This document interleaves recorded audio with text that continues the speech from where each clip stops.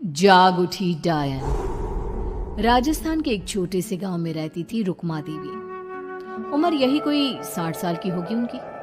गांव के लोग कहते थे कि वो औरत नहीं बल्कि डायन थी, क्योंकि शादी होते ही रुक्मा के पति की मौत हो गई और फिर धीरे धीरे उसके परिवार के सब लोग एक एक करके खत्म हो गए और साथ ही गांव में पड़ा अकाल। जमीन सूख गई, खेती सूख गई, लोग भूखे मरने लगे। रुक्मा को गांव से बाहर निकाल दिया गया और तब से वो गांव के बाहर झोपड़ी बनाकर रहने लगी।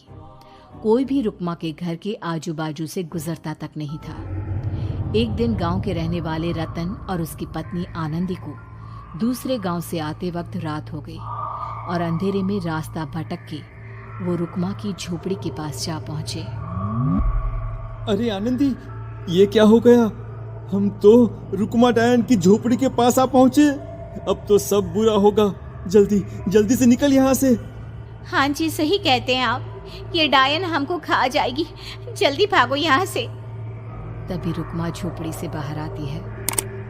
अरे रुको, तुम लोग यहाँ मेरी झोपड़ी में आराम कर लो और देखो, इस रास्ते पर आगे मत जाना। हाँ हाँ, हमें आगे जाने से इसलिए रोक रही है ना, ताकि हमें मार डाले तू। अरे ना ना, मैं तो तुम्हारी जान बचाना चाहती हूँ। मेरी बात तो सुनो। डर की वजह से आनंदी और रतन वहां से भाग जाते हैं, लेकिन फिर अगले दिन गांव में खबर फैलती है कि रतन और आनंदी ने अपने घर में फांसी लगाकर आत्महत्या कर ली। वजह क्या थी किसी की समझ में नहीं आया। अगले दिन गांव में जोर का तूफान आया और भयानक तरीके से किसी के रोने की आवाज गूंजने लगी।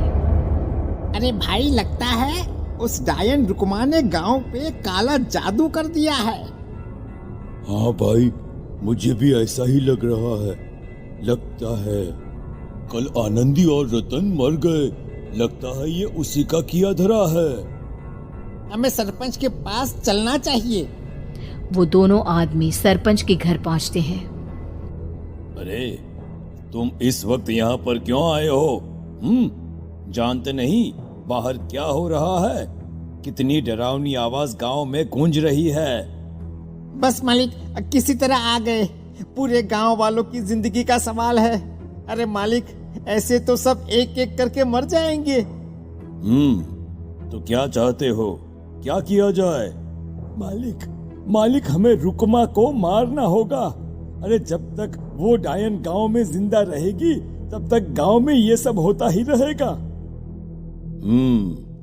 शायद ठीक कह रहे हो तुम लोग, मगर ये काम करेगा कौन? मालिक, अगर आप कहे तो हम दोनों मिलके इस काम को अंजाम दे दे। बस आपको हमें यकीन दिलाना होगा कि हम पकड़े नहीं जाएंगे। ठीक है, लेकिन बाहर जो आतंक का साया है उसमें तुम दोनों रुक्मा तक पहुंचोगे कैसे? हैं? क्या तुम्हें डर नहीं लगता? मालिक, आप उसकी चिंता ना करें। काल भैरव का भभूत है हमारे पास।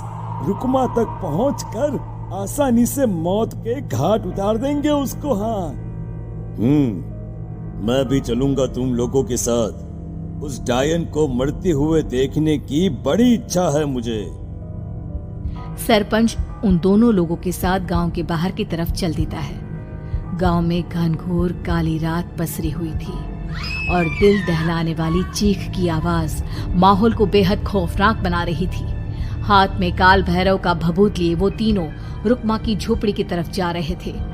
वहां पहुंचने के बाद, ये लो खंजर और पार कर दो इस डायन के कलेजे के अंदर।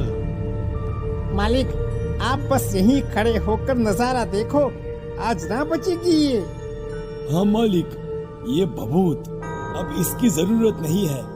मैं इसे यहाँ पेड़ की डाली पे रख देता हूँ। लौटते वक्त हमारी रक्षा करेगा। वो दोनों आदमी चुपके से सोती हुई रुक्मा देवी के ऊपर वार करते हैं। एक जोरदार चीख से वो इलाका गूंज उठता है, लेकिन अचानक रुक्मा के शरीर से जो खून बहता है उसका रंग नीला था। ये देखकर वो दोनों आदमी डर से कांपने लगते हैं। अरे अरे अरे अरे, ये क्या? अरे इसके खून का रंग तो नीला है। अरे तो क्या हुआ? डायन जो ठहरी इंसान नहीं है ये। और आज इस बात का पक्का यकीन हो गया है। मर गई चुड़ैल, मर जाने दे। चल सरपंच साहब को जाकर ये खबर सुनाते हैं। वो दोनों जैसे ही बाहर आए, उन्होंने देखा सरपंच की लाश पेड़ पे लटकी हुई थी।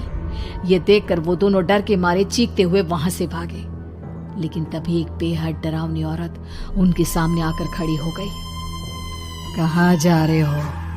तुम्हें क्या लगा किसी का खून करके बच जाओगे तुम? कौन हो तुम? कौन हो? हमने तो डायन को मारा है, कुछ गलत नहीं किया भाई। वो डायन नहीं थी, वो इस गांव की रक्षा कर रही थी। तुम कौन हो और तुम्हें कैसे पता वो कौन थी? उसने रतन और आनंदी को मार डाला। रतन और आनंदी को मना किया था रुक्मा ने इस रास्ते से आगे जाने से, पर वही दोनों माने नहीं और उन दोनों ने मुझे देख लिया था, इसलिए उनका मरना तो तय था। क्या मतलब तूने मारा था और हम समझ रहे थे कि रुक्मा ये सब कर रही है? अरे वो तो मेरे कब्जे में थी, रोज अपने खून का चढ़ावा देकर इस गांव को बचा रही थी, तभी तो उसका खून नीला पड़ गया था। लेकिन तुमने तो उसे मारकर मेरा काम आसान कर दिया। अरे नहीं नहीं, हम नहीं मानते कि ये सच है। नहीं मानते तो बताओ सरपंच कैसे मरा फिर? क्योंकि उस वक्त तो तुम लोग रुक्मा को मार रहे थे ना, जवाब दो। हाँ बात तो सही है, इसका मतलब इसका मतलब अब तुम लोगों ने अपनी मौत को खुद दावत दी है, क्योंकि जो तुम लोगों को बचाने की कोशिश कर रही थी वो तो अब रही नहीं।